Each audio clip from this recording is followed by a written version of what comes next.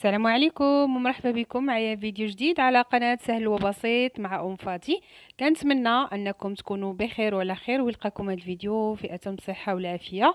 اليوم إن شاء الله كما كتشوفوا غنحضروا مع بعض واحد الغريبة صراحة زوينة بزاف، سهلة اقتصادية، مكوناتها جد بسيطة وكتخرج ما شاء الله كمية وفيرة، والمذاق يا سلام يا سلام، ما نقولش لكم على المذاق فيها. كنتمنى أن هذا الفيديو هذا ينال الإعجاب ديالكم وتجربوا هذه الغريبة وتنجح معكم. بلا ما نطول عليكم نخليكم مع المقادير وطريقة التحضير.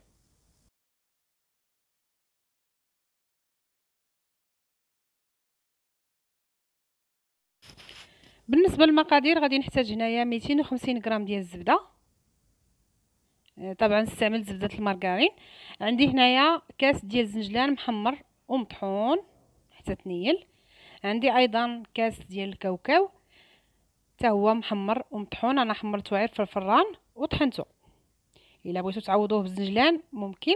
هنايا ايضا عندي واحد كاس ونص ديال الزيت، عندي قبيصه د الملحه، عندي ايضا كاس ديال السكر، عندي قشور ديال حامضه محكوكه. غادي نحتاج البيضه واحده، وعندي هنايا النكهه، انا غادي نستعمل نكهه الناطا، ممكن تستعملوا د الكراميل اولا د الشوكولات اللي بغيتو. وهنايا عندي واحد الساشيه ديال الفلون ديال الشوكولات، كتعطي واحد المذاق هائل لهاد الغريبه. وعندي غنستعمل بالنسبه للخميره فانا غنستعمل غير نصف ساشيه، والدقيق طبعا حسب الحاجه. غادي نبداو على بركه الله. اول حاجه غادي ناخذ الزبده كما شفتوا، دائما تكون بحراره المطبخ باش هكذا تجينا سهله في الخدمه.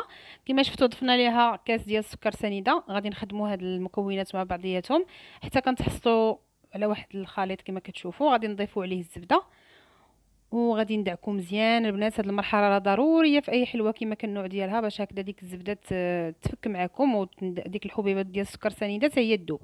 هنا غادي نضيف نكهه الناطا معلقه صغيره كما شفتوا. غادي نزيد هنا القشور ديال الحامض، الا ممكن تستغناو عليهم الا ما متوفرينش اولا تضيفوا النكهه ديال الحامض.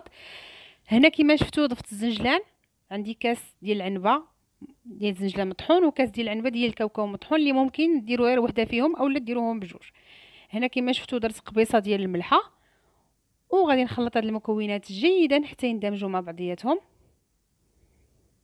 ضروري ما تخلطوا مزيان باش هكذا ما يبقاش لكم داك الجنجلان مع الكاوكاو يبقى هكا، حقيتاش انا طحنته حتى تعجن. صافي من بعد غادي نزيد هذيك البيضه، وغادي نزيد ايضا داك الساشي ديال الفلون. عرفتوا البنات هاد المكونات فاش كيتخلطوا مع بعضياتهم كيعطيو واحد المذاق فعلا رائع بزاف بزاف.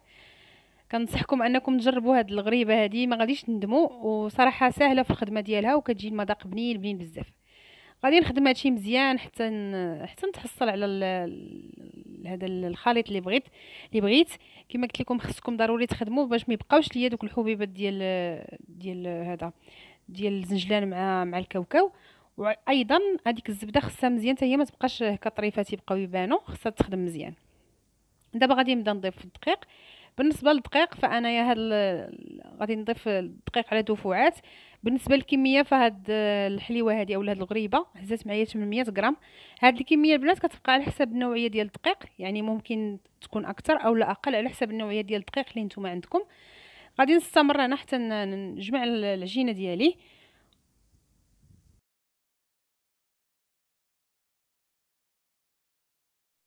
وهنايا كيكون هذا هو الشكل ديال العجينه. كما كتشوفوا كتكون عجينه رطبه، ما تقصحوش ليها العجينه. هانتوما كما كتشوفوا كتكون رطيبه هكا في اليد ودغيا سهله كتشكل بسرعه.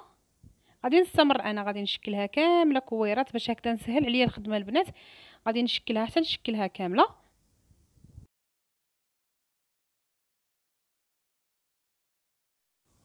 وهنايا عندي كما كتشوفوا خديت سنيده، عندي تاخذوا سنيده رقيقه، ولا لما متوفرش عندكم سنيده رقيقه كديروا غير السنيده العاديه، كتشدوها تغربلوها في شي غربال يكون رقيق وكتخرج لكم السنيده رقيقه.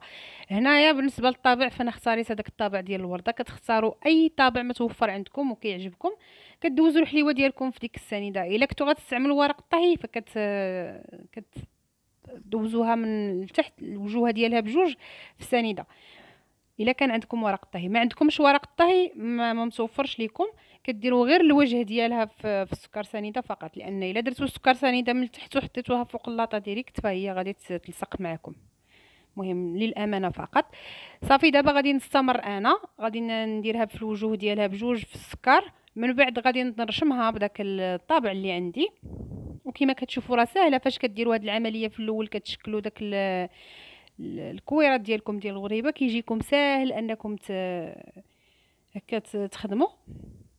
غنبقى ندوز هذاك الطابع ديالي في الدقيق وندير هكا في داك الرشم داك الحليوات. صافي في هذه الاثناء البنات راه انا دايره الفران كيسخن، الفران ضروري خصو يسخن مزيان. غادي نستمر نشكل هذا الغريبه ديالي، نطبعها كامله. من بعد غادي ندير فيها تقيبات في هذاك الوسطاني ديالو، كنديروا تقيبه بالاصبع ديالنا كما كتشوفوا. وصافي غندخلها للفران. الفران العافيه عليها من التحت، كنقصوا العافيه، كنأكد عليها العافيه خصها تكون مهيله باش طيب على خاطرها. الفران يكون سخون والعافيه تكون مهيله. غادي نديروا عليها العافيه من التحت ونخليوها طيب على خاطرها حتى طيب مزيان. راه الحجم ديالها كيتزاد البنات، كتزيد تكبر. وصافي وغادي نخليوها حتى طيب مزيان من الداخل، وكتبان لكم هكا كبرات الحجم ديالها. ما تقيسوا فيها، ما تحركوها، لان الا قستوها راه كتفرتت معكم. غادي تخليوها في اللاطه ديالها حتى تبرد وتاخذ حراره المطبخ عاد باش غتحرك. صافي هنا كما كتشوفوا الحليوه ديالي من بعد ما بردات كيكون هذا هو الشكل ديالها. راه هشيشه البنات بزاف بزاف. هنا كما كتشوفوا انا غادي نزين هذيك الحفيره، غادي نعمرها بالشوكولات. ممكن تعمروها بالكريم كراميل، ممكن تزينوها باي حاجه نتوما بغيتو. بالنسبه لي انا غادي ندير فيها هكا واحد نقيطه ديال الشوكولات من الفوق، وغادي نزينها بشويه الفيوتين. ممكن ايضا ديروا ليها هذوك العقيق، ممكن. مهم كيبقى تزين على حسب الرغبه ديالكم. وغادي نخليها حتى يذوب يجمد ليا داك الشكلاط، ومن بعد غادي نتلاقاو باش نشوفوا الشكل النهائي ديالها في طبق التقديم.